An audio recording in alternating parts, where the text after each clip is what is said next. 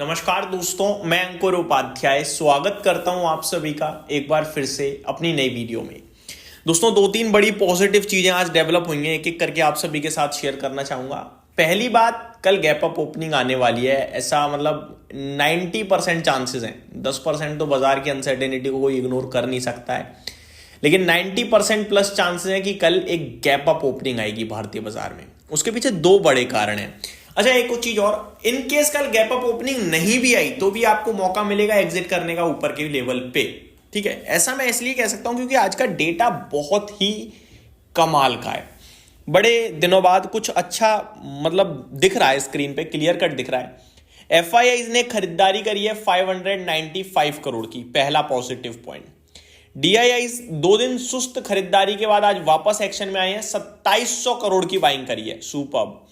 FII ने futures में 2254 करोड़ की बाइंग करी है, कमाल ही कर दिया भाई।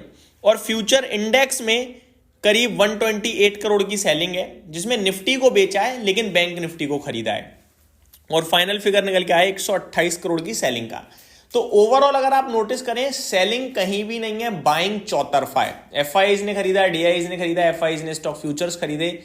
That means firing on all cylinder, आप सिंपल भाषा में कह सकते हो। तो डेटा बहुत ही इंटरेस्टिंग कमाल का आता हुआ दिख रहा है। मैं आप सभी के साथ बस यही डिस्कस करना चाहूंगा, जिसकी वजह से मेरा मानना यह है कि कल अगर गैप अप ओपन नहीं भी होता है ना भारतीय बाजार, तो भी ऊपर जाना चाहिए जिस हिसाब से आज डेटा बना है। तो गुड फ्राइडे कल साबित होना चाहिए। आगे बात करें दोस्तों अमेरिका के बाजार की, तो यहां पे बढ़िया तेजी बन रही है। यहां तेजी का अपना एक कारण है। इनकी तेजी के पीछे रीजन है दोस्तों इनका इन्फ्लेशन का डेटा और जॉबलेस क्लेम डेटा, जिसके बाद मार्च में पॉलिसी में रेट कट के चांसेस और ज्यादा बढ़ते हुए दिख रहे हैं। ज्यादा इंक्रीज नहीं है, लेकिन थोड़े से इंक्रीज हुए हैं, बट इंक्रीज तो इंक्रीज ही है। करंट सिचुएशन में डाउ 325 पॉइंट ऊपर है, लेकिन डाउ इंटरेस्टिंग नहीं है, 0.7% ऊपर है। इंटरेस्टिंग है नेस्डेक इंडेक्स। नेस्डेक में दोस्तों 2% की दमदार तेजी देखने को मिल रही है। अब एक दिन गिर जाता है नेस्डेक इंडेक्स, हम सभी कह देते हैं एआई बबल है, लेकिन अगले दिन जब बढ़ जाता है तो हम सभी फिर कहते हैं कि भैया तेजी ही तेजी है। तो आज तो कमाल की तेजी नेस्डेक इंडेक्स में देखने को मिल रही है। S&P 500 1.23% ऊपर दिख रहा है और रसल 2000 1.3% ऊपर दिख रहा है। वहीं अमेरिका का विक्स करीब 0.8% नीचे दिख रहा है आज के सेशन में।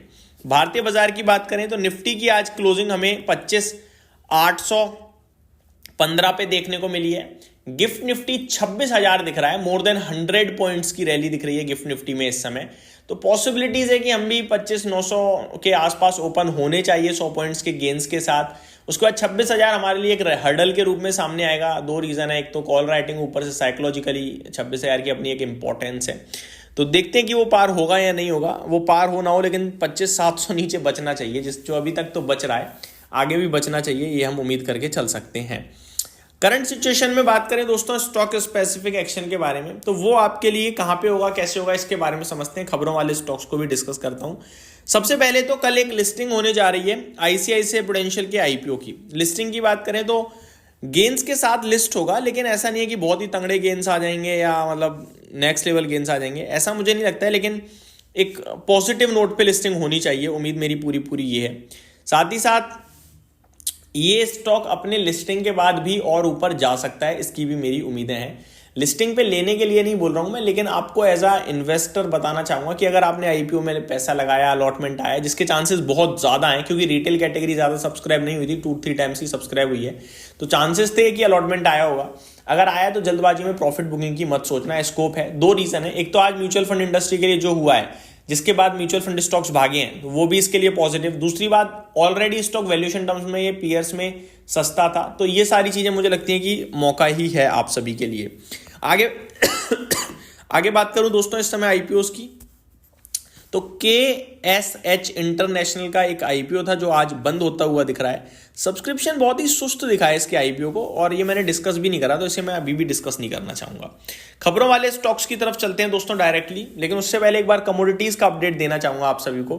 गोल्ड की बात करी जाए तो यहां पे 1,36,000 के करीब का भाव आ रहा है। सिल्वर की बात करी जाए तो यहां आपके लिए 2,04,000 समथिंग का भाव ट्रेड करता हुआ दिख रहा है इस समय। आगे बात करते हैं दोस्तों इक्विटी स्पेसिफिक।